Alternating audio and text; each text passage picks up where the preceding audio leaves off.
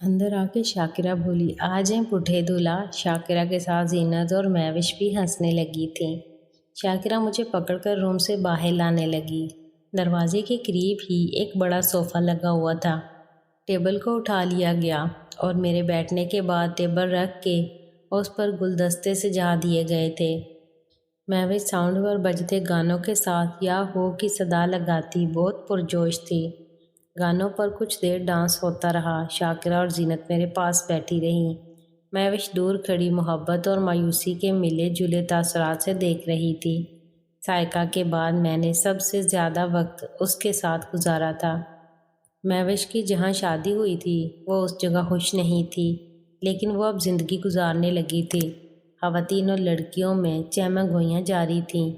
आज उनके लिए सायका की शादी के बाद शफकत की पिटाई बड़ा मौजू था। कुछ देर में नेमत ने जीनत को आवाज़ दी और उससे कुछ बात करके वापस गेट की तरफ चला गया।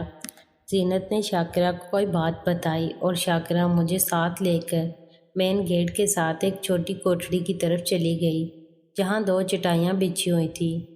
शाकिरा ने पर्स से हाथ निकाल कर कुछ पैसे मेरी जेब में भर दिए।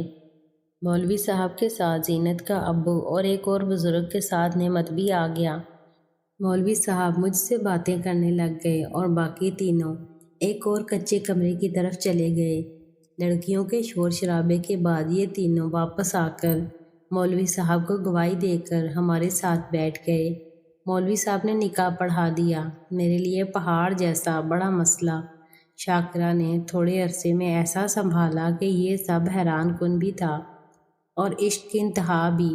मैं बहुत पहले से शाकिरा से दूसरी शादी का जिक्र करना छोड़ दिया था और उसकी रज़ा में अपनी अना को मार चुका था, लेकिन शाकिरा मेरी महरूमी को दिल से महसूस करते हुए अपनी अना को अपने पैरों तले रोंद डाला था और इश्क को अनमोल कर डाला था। आज से 13 बरस पहले शाकिरा से मेरी शादी हुई थी, जब मेरी उम्र 25 बरस और शाकिरा उस वक्त 21 बरस की थी।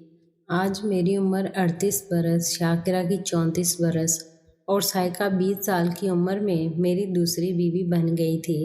मैं उस छोटी कोठरी से बाहर आते आसमान की तरफ देखते दोबारा सोफे की तरफ आ रहा था।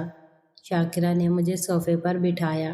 जीनत, महविश और चंद दूसरी लड़कियां हंसी मजाक करती शाकिरा के साथ उस कच्चे कमरे में चली गईं और वापसी पर लड़कियों के बुलंद नारों में सायका को इधर लाने लगी थी। सायका दुल्हन के रूप में ऐसी निखर गई थी, उसकी तरफ नज़र उठाकर देखना मुश्किल हो रहा था। एक बुजुर्ग खातून टेबल पर झुकते हुए मेरे और शाकिरा के सर पर हाथ रखते हुए बोली, आप कमाल लोग हो। मुँह बोली इस बहन से वफा निभा ली जिससे अपना सगा बेटा वफा नहीं कर सका। बोली, आज आपने इसकी बच्ची को बस्ती में जो इज्जत दे दी वो यहाँ एक मिसाल रहेगी।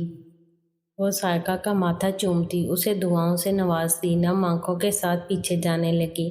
शाकिरा ने हमें मोहब्बतें भी दी थी और उस बस्ती में सायका का वकार बढ़ा दिया था। सायका रंजीदा थी, उसे अपने वालिदैन के खो जाने, भाई के जालिमाना रवैये के साथ बस्ती की पुरखलूस मोहब्बतों का गम भी था और मेरी महरूमी पर पूरा ना उतरने का गम भी। लेकिन उसका मुझसे इश्क आज अमर हो गया था। कुछ छोटी छोटी रस्मों के बाद आने वाले मेहमानों को पुरतकल्लुफ़ खाना खिलाया गया और शाकिरा ने बच्चों में 100-100 के नोट बांटने के साथ सब ख़वातीन में सूट बांटते हुए ऐलान किया, आप दुआ करोगे और सायका की जोली आबाद होगी तो मैं आपकी बस्ती में बहुत बड़ा जश्न मनाऊंगी। जीनत की अम्मी का घर सायका का मैका है और वो यहाँ आती रहेगी। मुझे और सायका को सोनिया के कमरे में एक साथ खाना दिया गया। सायका मुझे रोज़ ही खाना खिलाती थी, लेकिन आज का मज़ा ही अलग था। आज उसमें शर्म भर आई थी और मैं उसके लिए बेकरार हो रहा था। शाम से कुछ कबल रुखसती होने लगी थी। हम मेन गेट की तरफ बढ़ रहे थे कि मेरे पीछे बिल्कुल करीब यके बाद दीगर 3 फायर हो गए। मैं एकदम से पीछे मुड़ा और मुस्कुरा दिया। शाकिरा मेरा पिस्टल अपने पर्स में साथ लाई थी। अक्सर ईद का चांद देखने के बाद मैं छत पर जाकर हवाई फायरिंग करता था और शाकिरा को भी सिखा दिया था। शाकिरा पिस्टल हाथ में लिए हमारे पीछे चल रही थी। गेट के पास जीनत और महविश पीछे देखते हुए बुलंद आवाज़ से बोलने लगीं, ओए सब आ जाओ, दुल्हन गाड़ी चलाकर दूल्हे को ले जाएगी। कहकों के साथ सब भाग आए थे।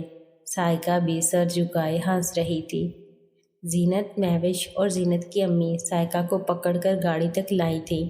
जीनत ने हमारे साथ आना था। पिछली सीट पर मैं अपना सर शाकरा की गोद में रख कर किसी तरह लेट गया, जीनत फ्रंट सीट पर, और जब साइका ड्राइविंग सीट पर बैठकर गाड़ी आगे बढ़ाने लगी तो पीछे से आने वाले कहकों ने हम सबको हंसा दिया।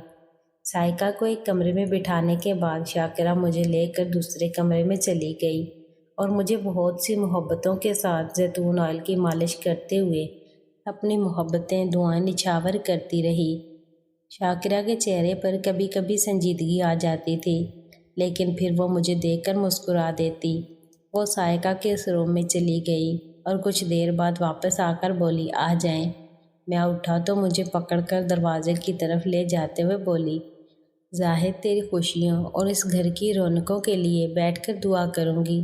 अपनी सेहत के साथ साइका का ख्याल करना, वो मासूम बच्ची है। दरवाजे से बाहर निकलने से पहले मैंने शाकिरा को बाहों में भरा और उसे बोसा करते शायद रोने लगा था कि शाकिरा की बुलंद आवाज़ आई, जाहिद इंसान बनो, क्या करने लगे हो। शाकिरा ने दरवाज़ा खोला और मुझे उस कमरे में मेरा हाथ चूम कर छोड़ दिया। मैंने दरवाज़ा खोला और जीनत उजलत में बाहर निकल गई।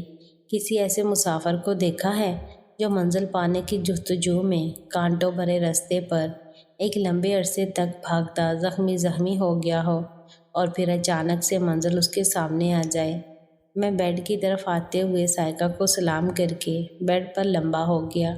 मैं गहरी सांस लेकर दुल्हन बनी साइका को देखते अपने जिस्म में सुकून भरने लगा।